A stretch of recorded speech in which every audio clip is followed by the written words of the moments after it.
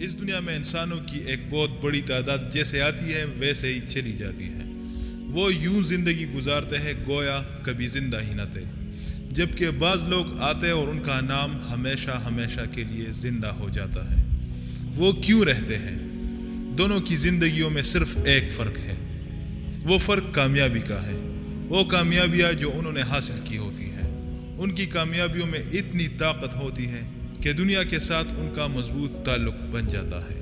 ایک لڑکا جب کلاس میں پڑھتا تھا تو کوئی اس کے ساتھ کھانا پسند نہیں کرتا تھا۔ پھر ایک وقت آیا کہ دنیا اسے نیپولین کے نام سے جاننے لگی۔ جب اس کے پیچھے وجہ تلاش کی گئی تو پتہ چلا کہ اس کی زندگی میں ایسی محرومیت تھی جس نے اسے اتنا بڑا انسان بنا دیا۔ دنیا کے جتنے بھی بڑے فلسفی ہیں وہ کہتے ہیں کہ محرومی، کمی یا پھر احساس کمتری اتنی طاقتور چیز ہے کہ اگر یہ کسی کے پیچھے پڑ جائے تو وہ عام انسان کو خاص بنا سکتی ہے، بشرطے کہ آدمی ان نعمتوں کی قدر کرے۔ ایک لڑکی کو ایک لڑکے سے محبت ہو گئی۔ لڑکی ایک غریب گھرانے سے تعلق رکھتی تھی، جبکہ لڑکے کا تعلق امیر گھرانے سے تھا۔ ایک دن لڑکے کے گھر پر وہ دونوں آپس میں باتیں کر رہے تھے کہ اسی دوران لڑکے کی ماں آ گئی۔ اس نے لڑکی کو بالوں سے پکڑ کر گھسیٹا اور مارتے ہوئے اس کو گیٹ تک لے گئی۔ گیٹ پر چھوڑنے کے بعد اس نے کہا کہ تیری یہ مجال کہ تو میرے بیٹے کے ساتھ عشق لڑائے۔ لڑکی اٹھی اور چلی گئی۔ جب وہ واپس پلٹی تو مادام کیوری بن چکی تھی۔ مادام کیوری کو مادام بنانے میں اس کی بے عزتی شامل تھی۔ ہمارے پاس ایسی کوئی محرومی، احساس کمتری یا ایسی کوئی بے عزتی نہیں ہوتی جو طاقت بن کر ہمیں چلنے پر مجبور کرے۔ احساس کمتری میں اتنی طاقت ہے کہ اسے ختم کرنے کے چکر میں آدمی اتنی محنت کرتا ہے کہ ساری دنیا پیچھے رہ جاتی ہے اور وہ آگے نکل جاتا ہے۔ جتنے بھی خوف ہیں انہیں دور کرنے کا صرف ایک ہی طریقہ ہے کہ خوف کے سامنے کھڑے ہو جائے۔ کامیاب لوگوں کو جب اپنے احساس محرومی کا پتہ لگ جاتا ہے تو یہ اپنے احساس محرومی سے لڑنا شروع کر دیتے ہیں۔ احساس محرومی سے لڑائی بہت ہی مشکل مرحلہ ہے۔ باہر کی دنیا سے لڑنا آسان ہوتا ہے، جبکہ اندر کی دنیا سے لڑنا بہت مشکل ہوتا ہے۔ احساس محرومی اندر کی چیز ہے۔ یہ اتنی مشکل اس لیے ہے کہ آپ کو خود ہی اپنے اندر کی بزدل ذات کو ختم کرنا ہوتا ہے۔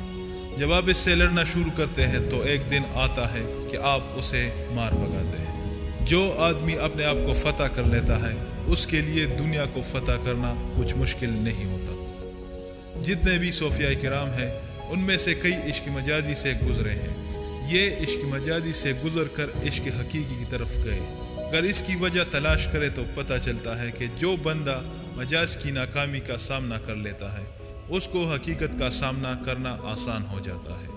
جب وہ وصال، دوری اور جدائی کو برداشت کر لیتا ہے تو پھر وہ اتنا بڑا انسان بن سکتا ہے کہ اس کا نام بڑے بڑے صوفیاء کرام میں شامل ہو جاتا ہے۔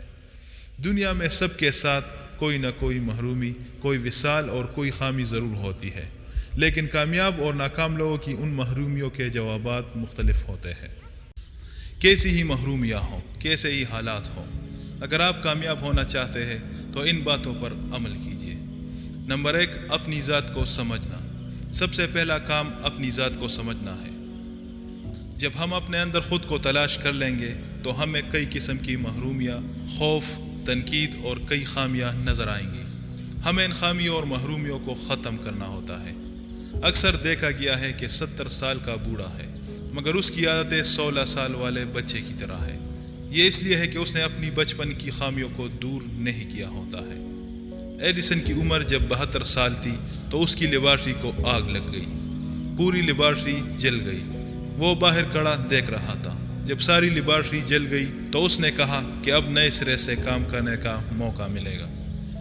یہ وہ لوگ ہوتے ہیں جنہوں نے وقت پر اپنی محرومیوں کو منظم کر لیا ہوتا ہے۔ اگر آپ اس وقت طالب علم ہیں تو اپنی خامیاں تلاش کرنے اور کھوجنے کی یہ آئیڈیل عمر ہے۔ اگر آپ اس وقت اپنی خامیوں کو تلاش کر لیتے ہیں تو آنے والی زندگی آسان ہو جائے گی۔ Number 2، talent. کامیاب ہونے کے لیے دوسرا کام اپنی بہترین صلاحیتیں تلاش کرنا ہے۔ اللہ تعالیٰ نے ہر شخص کو ایک کام ایسا دیا ہوتا ہے کہ اس جیسا کسی دوسرے کے پاس نہیں ہوتا۔ یہی کام آگے چل کر عزت، پیسہ اور تعلقات کی تشکیل کرتا ہے۔ ہمیں اس کام کو تلاش کرنا پڑتا ہے۔ جب وہ مل جائے تو پھر اسے پالش کرنا پڑتا ہے۔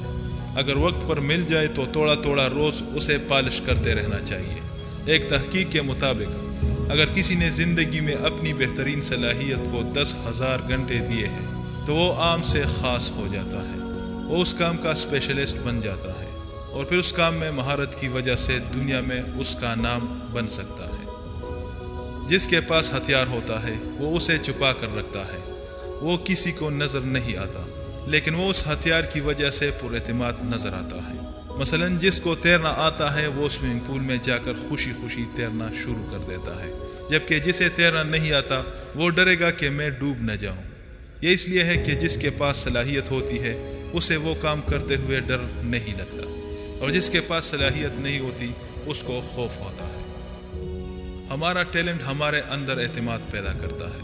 جب ہم اپنے ٹیلنٹ کی طرف تھوڑا سا متوجہ ہوتے ہیں تو وہ پہلے سے تیار ہوتا ہے۔ ہم اپنے ٹیلنٹ کے متعلق تھوڑا سا سنجیدہ ہو جائے تو اسے آسانی کے ساتھ تلاش کیا جا سکتا ہے۔ ہمارے ساتھ سب سے بڑا مسئلہ ہماری ڈگری ہوتی ہے، مگر اس ڈگری کے مطابق ٹیلنٹ نہیں ہوتا۔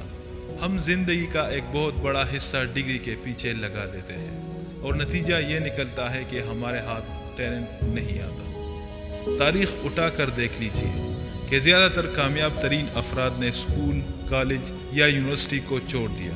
کیوں؟ انہوں نے ڈگری کے حصول کی کوشش کرنے کی بجائے اپنے اندر ٹیلنٹ بڑھانے کی مشقت کی۔ عملی زندگی میں ڈگری کام نہیں کرتی، مہارت نتیجہ دیتی ہے۔ ٹیلنٹ یا صلاحیت یا مہارت ایسی چیز ہے کہ اس کے بعد کسی کا سہارا نہیں رہتا۔ آپ جو کام کرنے کی صلاحیت رکھتے ہیں وہ کر سکتے ہیں۔ جب انسان دنیا میں آتا ہے تو وہ ایک دم سے چیمپئن نہیں بن جاتا۔ شروع میں نقصان ہوتا ہے، لیکن جیسے ہی اسے پالش کرنا شروع کیا جاتا ہے تو پتہ چل جاتا ہے کہ اس کو کیسے استعمال کرنا ہے۔ تھوڑا سا وقت گزرنے کے بعد وہ نتائج دینا شروع کر دیتا ہے، کیونکہ اسے سمت مل جاتی ہے۔ اگر آپ نے ابھی تک ہمارے چینل کو سبسکرائب نہیں کیا ہے تو سبسکرائب کرنے کے ساتھ ساتھ نوٹیفیکیشن کے آئیکن کو بھی آن کر دیجئے اور کمنٹ باکس میں اپنی رائے کا اظہار کرنا نہ بھولئے۔